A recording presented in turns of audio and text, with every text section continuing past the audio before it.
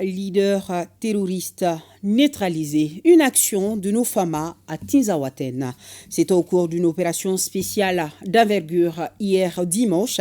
Ces chefs terroristes tués étaient impliqués dans plusieurs attaques contre les populations et les FAMA.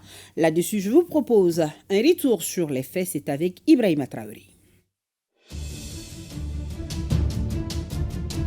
Que s'est-il passé ce 1er décembre 2024 à Tinzaouaten? Au petit matin, plusieurs leaders terroristes se donnent rendez-vous pour une réunion. C'est au lendemain de l'annonce de la création d'un fantomatique front, des mouvements minutieusement suivis par les services de renseignement.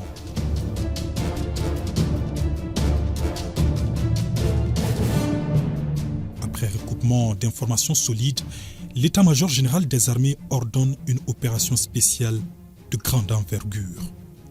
Les drones prépositionnés dans le secteur entrent en action avec précision et portent un coup fatal à la chaîne de commandement de la nébuleuse terroriste active au Mali.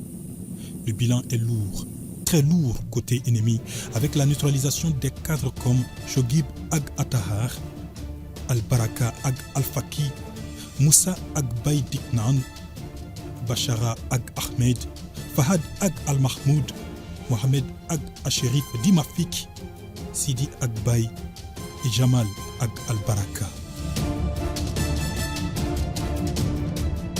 À Tinzaouaten, localité située à 200 km au nord de Kidal, à la frontière algérienne, les terroristes se croient être maîtres des lieux. Ils s'y retrouvent très souvent pour la planification de leurs actions néfastes à la sécurité de la région. C'était sans compter sur la vigilance des forces armées maliennes. Oui, cette localité est placée sous surveillance aérienne depuis plusieurs mois. Ces leaders terroristes payent ainsi le prix de leur implication dans plusieurs attaques ciblées contre les populations civiles et les FAMA. Des FAMA qui multiplient des succès opérationnels et qui sont déterminés à combattre avec professionnalisme le terrorisme sous toutes ses formes.